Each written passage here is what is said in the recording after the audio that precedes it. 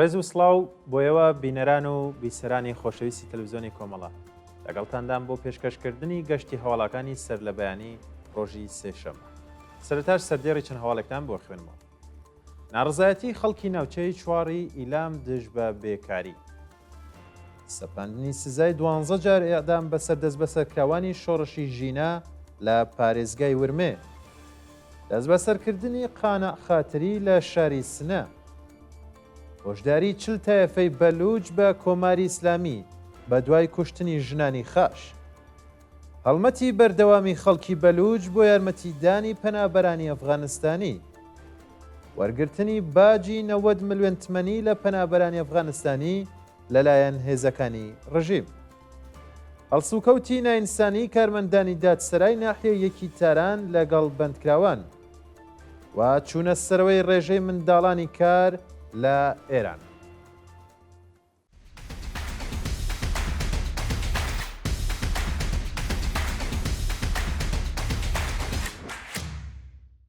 ناڕزایەتی خەڵکی ناوچەی چواری ئیلام دژ بە بێکاری. بەوتەی چالاکانی کرێکاری ئیلام زۆربەی گەنجانی شارستانی چوار دەرچووی زانکۆ و بێکارن و تا بە ئەمڕۆژ چەند جار خۆپیشاندانیان کردووە، بەڵام هیچ یەک لە بەرپرسانی ڕژێم هەنگاویان بۆ چارەسەرکردنی کێشەی گەنجانی ئەو شارە هەڵ نەگرتووە. بەوتەی عەباس خان مەحەممەدی ناوچەی سەنعەتی شارستانی چوار پڕە لە پاڵاوگە، کارخانەی سەنعەتی و کێڵگەی کەشاوەرزی، بەڵام زۆربەی پێرسونێلەکانیان غەیرەبوومین و گەنجانی ئەو شارە ناچارن بۆ شارەکانی دیکە کۆچ بکەن.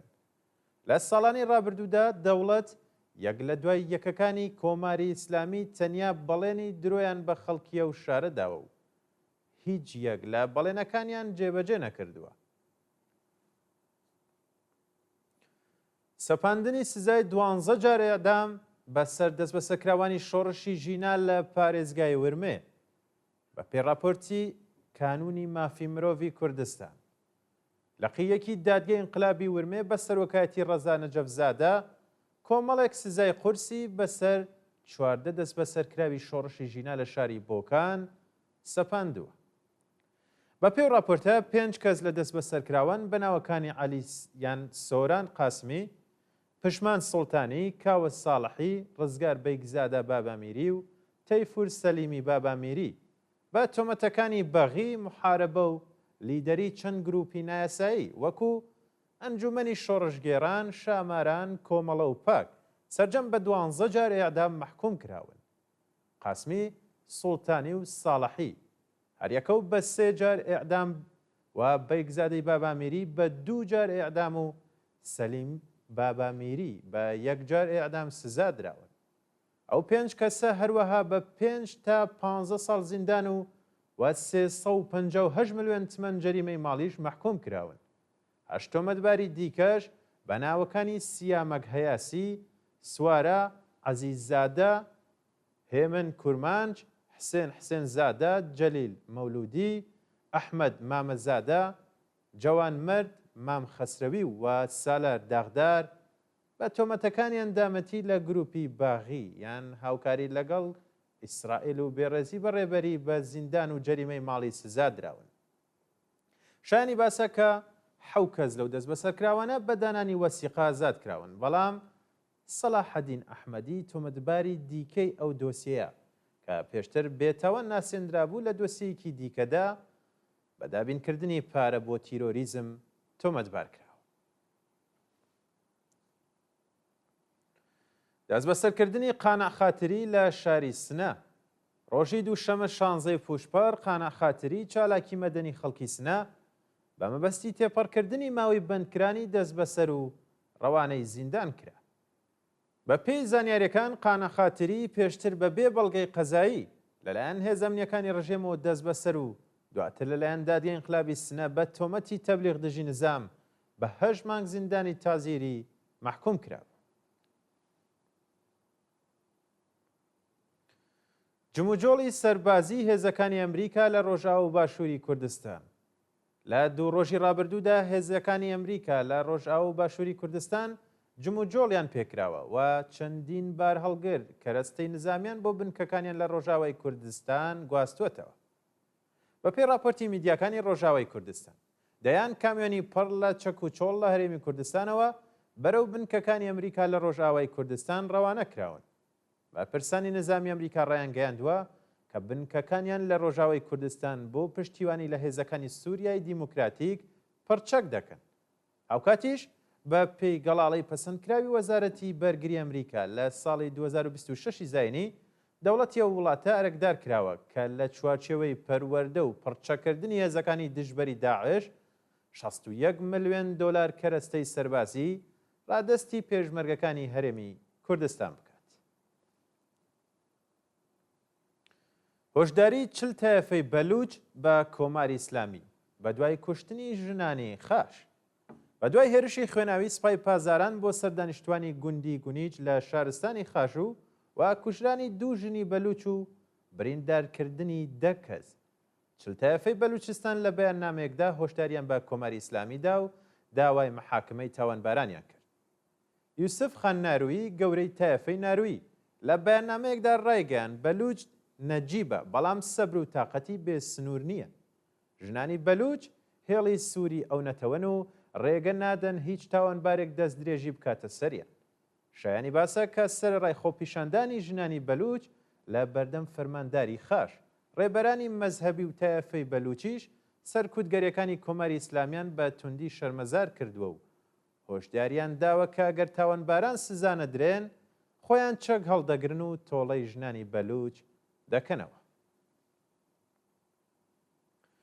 هەڵمەتی بەردەوامی خەڵکی بەلوچ بۆ یارمەتیدانی پەنابەرانی ئەفغانستانی ڕۆژی یەکشەمە 16 پوشپەڕ خەڵکی شارستانی زابول هەڵمەتێکیان بۆ یارمەتیدانی پەنابەرانی ئەفغانستانی لە سنووریە و شارە دەست پێ کرد و خۆراک و ئاویان لە نێو شارۆمەندانی و وڵاتە بڵاو کردوێتەوە. بەدوای ئەگربەستی نێوان ئێران و ئیسرائیل سنوورداشکردنی پەنابەرانی ئەفغانستانی و بە پێی ئاماری نەتەوە یەکگرتووەکان تا بە ئەمڕۆ 450,000 شارۆمەندی ئەفغانستانی دیپۆرت کراونەتەوە. لە ڕۆژانی ڕابردووشدا چەندین راپۆرت لە سەردۆخی خراپی پەنابەرانی ئەفغانستانی لە سەر سنوورەکانی خۆراسان و سیستان و بەلوچستان بڵاو کراوەتەوە و خەڵکی بەلوچ چەندین تۆن یارمەتی مرۆیان لە نێو پەنابەرانی وڵاتەدا دابەش کردووە. وەرگرتنی باجی 90 ملیۆن تمەنی لە پەنابەرانی ئەفغانستانی لەلایەن هێزەکانی ڕژیم. لە درێژەی سیاسەتی گوشار و سەرکوتی کۆماری ئیسلامی دژ بە پەنابەرانی ئەفغانستانی ماڵپەڕی حاڵوەش باسی لە گەندەڵی و سوئیسپادەی ناوەندە دەوڵەتیەکان لە شارومەندانی وڵاتە کردووە. بە وتەی پەنابەرانی ئەفغانستانی ناوەندە دەوڵەتیەکانی ڕژێم باجی 90 ملیۆن تمەنیان لە ژمارەیەک لە خێزان ئەفغانستانیەکان وەرگرتووە. بۆ کەسانی گەورە ساڵ 22 ملیۆن تمەن و بۆ منداڵەکان 1.5 ملیۆن تمەن پارەیان وەرگرتووە. شارومەندانی ئەفغانستانی دەڵێن لە بەرامبەر پەرداختی ئەو پارە هیچ بەڵگەیەکیان وەرنەگرتووە و مەئمورانی ڕژێم لە ژێرناوی جەریمەی شارەداری داوای باجی زۆرتریشیان لێ دەکەن. هەڵسوکەوتی نائینسانی کارمەندانی دادسەرای ناحیەیەکی تاران لەگەڵ بەندکراون. بە پێڕاپۆرتی دادبان کارمەندانی دادسەرای ناحیەیەکی تاران لە جیاتی دادپەروەری ئەو ناوەندە قەزاییە یان ئەو ناوەندە قەزاییان کردووە بە شوێنێکی بێڕێزیکردن و سوکایەتی و توندوتیژی دژ بە بەندکراوان. بە پێزانیاریەکانیش قازی عەلیزادە و جێنشینەکەی بە ناوی خاتوم مەحەممەدی وێڕای بێڕێزیکردن بە بەندکراوان هەڕەشەی دەست درێژی سێکسیان لە دەست بەسەرکراوان کردووە. هەروەها مەئمورانی نێودادسەرا لە ئەمپولێکی نەناسراو بۆ بێدەنگکردنی بەندکراوان کەڵکیان وەرگرتووە و هەر بەندکراوێک کە ئەو دەرمانەی وەرگرتووە تووشی شۆکی دەرونی و جەستەیی بووە.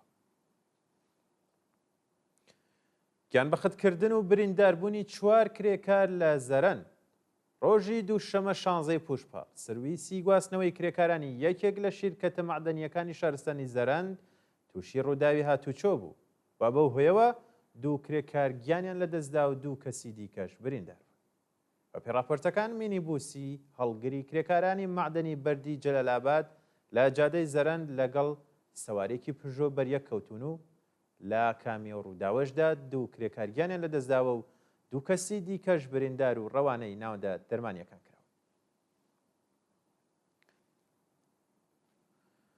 چوونە سەرەوەی ڕێژەی منداڵانی کار لە ئێران بەهۆی پەرەسەندنی هەژاری لە کۆمەلگاو و گیرۆدەبوونی بنەماڵەکان بە مادەی هۆشبەر ڕێژەی منداڵانی کار لە ئێران بە شێوەیەکی بەرچاو زیادی کردووە. بەوتەی سەرۆکی ڕێکخراوی بەهزیستی ئێران لە پارێزگاکانی ئیلام، کرماشان و خوزستان کە شارومەندانی ئەفغانستانی تێدا ناژین زۆربەی منداڵانی کاری ئێرانین، بەڵام لە پارێزگاکانی تاران و کرمان زۆربەی منداڵانی کار شارومەندانی خەڵکی ئەفغانستانن. بەپێی ئامارەکانیش 60% منداڵانی کار لە ئێران شارومەندانی ئەفغانستانین و 40% ئێرانین. هەروەها 72% منداڵانی کار کوڕ و ڕێژەی 28%شیان کچن. دەست بەسەرکردنی شارومەندێکی فەڕەنسەوی لەلایەن وەزارەتی ئیتلاعاتی ڕژیم. ڕۆژی 26 جۆزەردانی 1404 هەتاوی دووچەرخە سەوارێکی فەڕەنسەوی بە ناوی لێنار مۆنتەرلوس لە کاتی گەشتکردن لە ئێران لەلایەن هێزەکانی وەزارەتی ئیتلاعاتەوە دەست بەسەر کراوە. وەزیری دەرەوەی فەڕەنسا دەست بەسەرکردنی ئەو شارومەندەی مای نیگەرانی زانی و ڕێگەیان دێران بە ئەنقەست سیاسەتی بە بارمتەگرتنی شارومەندانی بیانی پەیڕەو دەکات و ئەبێ بە زووترین کاتی شارومەندانی ئەوروپایی ئازاد بکات.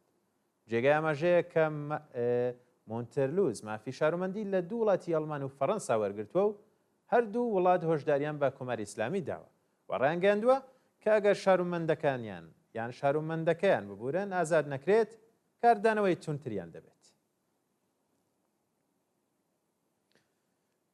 دەست بەسەرکردنی 3 کرێکار لە ئیستانبولی تورکیا دوایین هەواڵمان. ڕۆژی دووشەمە 16 پوشپەر 3 کرێکاری سەر بە ئیتیحادیەی کرێکارانی گەشتیاری لەلایەن پۆلیسی تورکیاوە لە شاری ئیستانبول دەست بەسەر کران. بەپێی راپۆرتەکان ئەو 3 کرێکارە ماوەی 18 ڕۆژە بۆ گەیشتن بە دادخوازیەکانیان مانیان گرتووە و ڕۆژی دووشەمەش لەلایەن پۆلیسی ئیستانبولەوە بە بیانووی چالاکی لە تۆڕە کۆمەڵایەتیەکان دەست بەسەر و ڕادەسی دادگا کراون. بەڵێ بینەرانی خۆشەویست گەشتی هەواڵەکانم پێشکەشکردن کات و ساتێکی خۆش بۆ من.